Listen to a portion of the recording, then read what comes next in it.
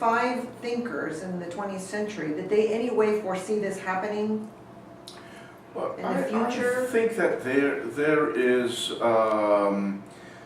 I think that you might see in several ideas from them this anticipation of the problems of a liberal democracy that needs the critical participation of The electorate. of the electorate. And they're not.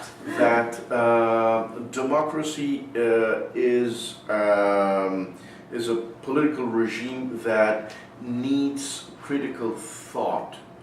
And if that is eliminated through the media system with an educational system that does not create individual critical thought, then you will have you will not have a democracy, but something that's a degenerate. Which is sort of what we're seeing, right? We're seeing a lot of that. We're seeing a lot of populism in different countries right now. I think that is dangerous. I agree with you. Let's talk about you have one poet here, and that's Octavio Paz, along with the other sort of political theorists. Why did you pick him? Well, because I think Octavio Paz is a poet that was obsessed with history, with man's place in history, in time. And therefore he is obsessed with politics, even though he many times says that his interest was poetry and literature and architecture. He was really obsessed with politics, and I think he presents a very interesting idea of politics that is an idea of politics that is something that comes from his poetical thought, which is a place where there could be the reconciliation of opposites. We generally believe that politics is choosing this or that, going right or left, being Democrat or Republican, socialist or liberal. And Octavio Paz says, well... it can be a little bit of all of those, right? That's right. We should try to reconciliate the enemy ideologies. Right. It makes sense to me, being in the middle, right? Seeing the good and the bad on both or many sides. That's right.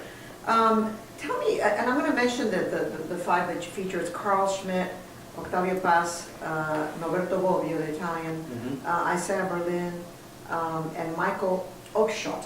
Now, Michael Oakeshott is not that well known. Why did you pick him? I think he's not that well known. Maybe he's the least popular. The least known, yeah. Because I think he's an interesting character, because even though he would feel he would inscribe himself as a conservative, describe himself as a conservative, he's a conservative that does not believe that one needs to preserve anything from the past, but one should be skeptic of rational utopias. Okay. So he's a realist. I think he tries to bring this idea of prudence, being skeptic of ideologies, of political engineers.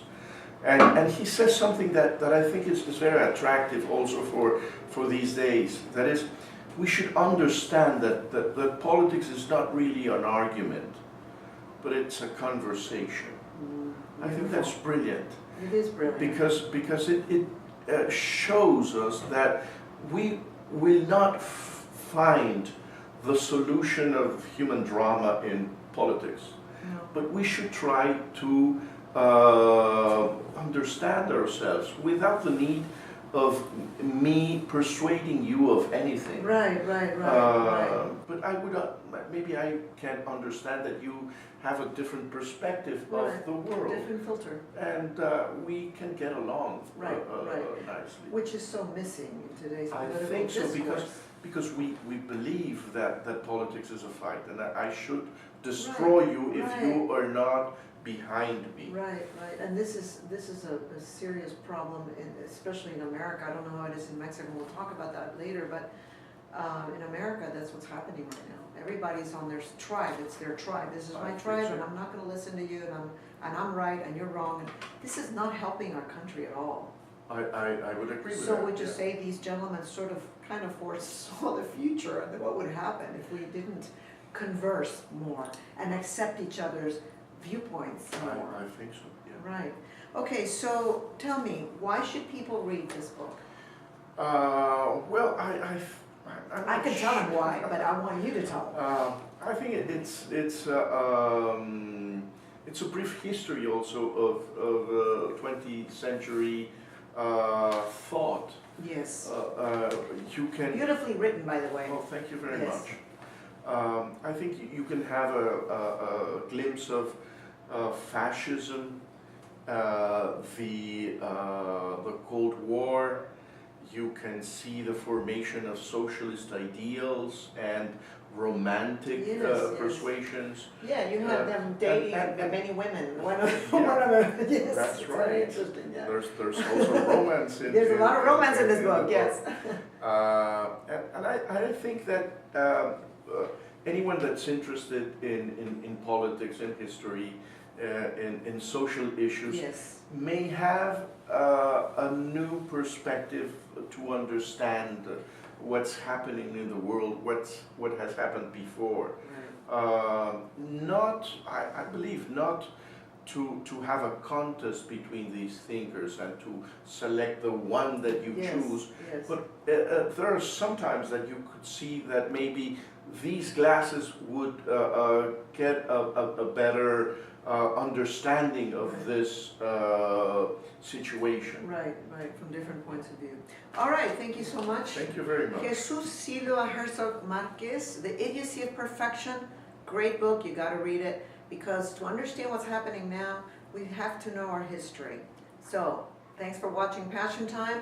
We'll see you next time. And don't forget to subscribe to our channel. Thanks.